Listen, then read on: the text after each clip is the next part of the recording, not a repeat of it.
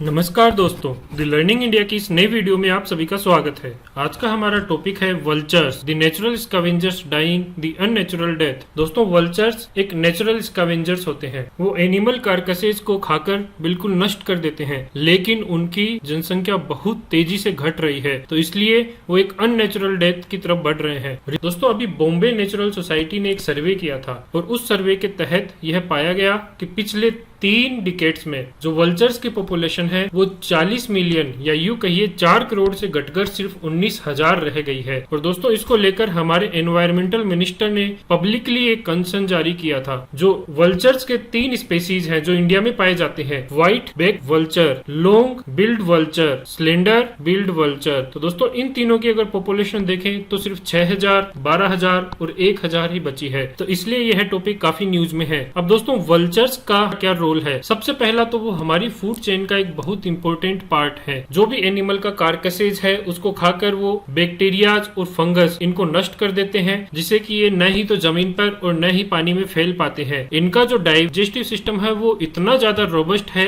कि वो in disease causing pathogens को अच्छे से पचा लेता है। तो दोस्तों, यह स्वच्छ भारत अभियान के लिए भी बहुत क्रूशियल हो गए। इसके अलावा वो बहुत सारी डेडली डिजीज को स्प्रेड होने से रोकते हैं। आज के समय में यह देखा गया है कि जैसे जैसे वल्चर्स कम हो रहे हैं वैसे वैसे बैक्टीरियाज की डिजीजेस बहुत ज्यादा फैल रही हैं। और इसके पीछे एक कारण यह भी है कि जब वल्चर्स नष्ट होते हैं तो उसके बाद में जो आवारा कुत्ते और चूहे हैं उनकी संख्या बढ़ जाती है, जो काफी सारी बीमारियों को फैलाते हैं। तो वल्चर का डाइजेस्टिव सिस्टम इतना स्ट्रॉन्ग होता है कि इसमें अगर कोई डिजीज कोजिंग पैथोजेन है तो वो भी पूरी तरह से नष्ट हो जाते हैं। लेकिन डॉग्स और रेट्स के मामले में ये पैथोजेंस बल्कि ज्यादा फैलते हैं। अब दोस्तों, अगर वल्चर्स नहीं रहेंगे तो फिर जितने भी केटल ओनर्स हैं उनकी केटल की डेथ होगी, तो फिर उनको उसके शव को बेचने के लिए पैसा बहाना पड़ेगा। हो सकता है कि वो उसको आसपास की नदियों में फेंक दे, तो जिससे पानी के भी कंटेमिनेट होने के चांसेस बढ़ जाते हैं, जिससे नई नई बीमारियां फैलेंगी। दोस्तों, बोन कलेक्टर्स, उनके लिए तो वल्चर्स बहुत ज्यादा इंपॉर्टेंट है, क्योंकि वल्चर्स किसी भी जानवर के कैरकेसेस को पूरी तरह से खाकर नष्ट कर देते हैं और सिर्फ हड्डियां छोड़ देते हैं। तो बोन कलेक्टर्स की लाइफ पे तो पूरा संकट ही आ जाएगा। अगर हम जोरोस्ट्रियन कम्युनिटी की बात करें तो दोस्तों, उनके यहाँ पर किसी भी व्यक्ति की मौत होने पर फाइनल राइट्स में उस व्यक्ति को वल्चर्स के हवाले सौंप दिया जाता है, क्योंकि उनका मानना है कि अगर ये स्कैवेंजर्स, ये वल्चर्स अगर उसको खाएंगे तो उसे मुक्ति मिल जाएगी। तो दोस्तों, अगर वल्चर्स की कमी होगी तो कहीं ना कहीं पारसी कम्युनिटी के जो बिलीफ है उनको भी धक्का लगेगा। तो इसलिए वल्चर्स बहुत ज्यादा इंपॉर्टेंट है। अब दोस्तों, वल्चर की पॉपुलेशन में इतना ज्यादा डिक्लाइन क्यों आ रहा है? तो दोस्तों, इसके पीछे सबसे बड़ा कारण है 3 non steroid anti inflammatory drugs, जैसे कि डाइक्लोफेनाक, एसिक्लोफेनाक, केटोप्रोफेन। तो दोस्तों, ये 3 ड्रग्स ऐसे हैं जिनको किसी भी केटल को पेन या इन्फ्लेमेशन के समय दिया जाता है। अब जब उस केटल की मौत हो जाती है और उस पर अगर वल्चर फीड करते हैं तो फिर दोस्तों उन वल्चर्स की किडनी फेल हो जाती है, जिसके चलते उन वल्चर्स की मौत हो जाती है। तो दोस्तों, इस तरह से ये जो non steroid anti inflammatory drugs हैं, स्पेशली यह डाइक्लोफेनाक, इसकी वजह से वल्चर्स की मौत हो रही है। और दोस्तों,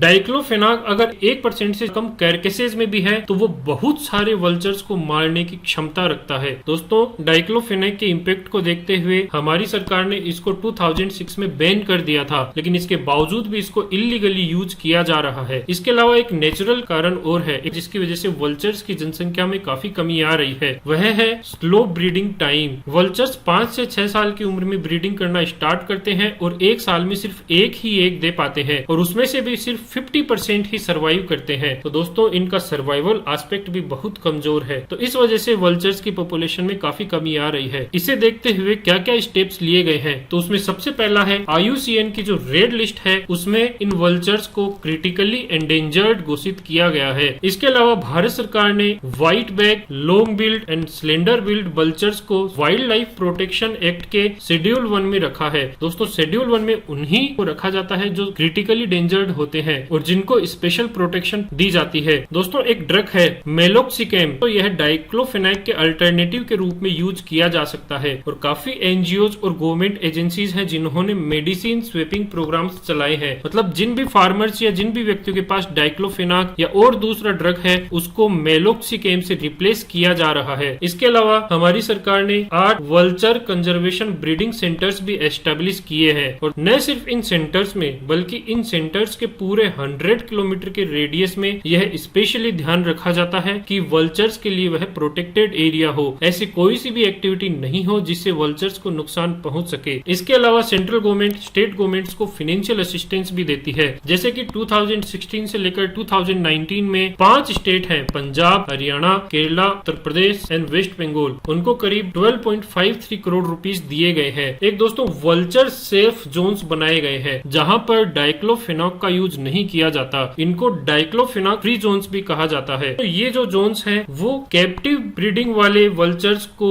रीइंट्रोड्यूस करने के लिए भी आइडियल प्लेस है, क्योंकि मान लीजिए कोई भी वल्चर अगर कैप्टिव ब्रीडिंग में है तो उसको इन वल्चर सेफ जोन्स में इंट्रोड्यूस किया जा सकता है। जटायु रेस्टोरेंट, इसका मतलब है कि ऐसे रेस्टोरेंट या ऐसी जगह जहां पर वल्चर्स को डाइक्लोफेनाक फ्री भोजन दिया जाता है। इसके अलावा एनवायरमेंट मिनिस्ट्री ने एक प्रोजेक्ट और सैंक्शन किया है, assessing the safety to vultures of non steroidal anti inflammatory drugs in veterinary use in India. एक तरह से यह R&D प्रोजेक्ट है जिसमें उत्तर प्रदेश की वेटरनरी रिसर्च इंस्टीट्यूट यह देखेगी कि किस तरह से वल्चर्स को बचाया जा सकता है और ये ड्रग्स उसे किस तरह से नुकसान पहुंचा रहे हैं। इसके अलावा गवर्नमेंट और NGOs ने समय समय पर मास एजुकेशन और अवेयरनेस प्रोग्राम भी लॉन्च किए हैं ताकि लोगों को जानकारी मिल सके कि किस तरह डाइक्लोफेनाक और अदर ड्रग्स इन वल्चर्स को नुकसान पहुंचा रहे हैं और किस तरह से वल्चर हमारे इकोसिस्टम के लिए बहुत जरूरी है। जिप्स वल्चर री इंट्रोडक्शन प्रोग्राम, यह एक सिटू कंजर्वेशन प्रोग्राम है जिसमें वल्चर्स को कैप्टिव ब्रीडिंग में अच्छे से डेवलप किया जाता है और उसके बाद उनको वाइल्ड में री इंट्रोड्यूस कर दिया जाता है। इस इंट्रोडक्शन प्रोग्राम के तहत अभी कुछ महीने पहले ही 2 हिमालयन ग्रीफोन वल्चर्स को हरियाणा के जंगलों में छोड़ा गया था। तो दोस्तों इस तरह से हमारा यह चैप्टर समाप्त होता है। Thank you.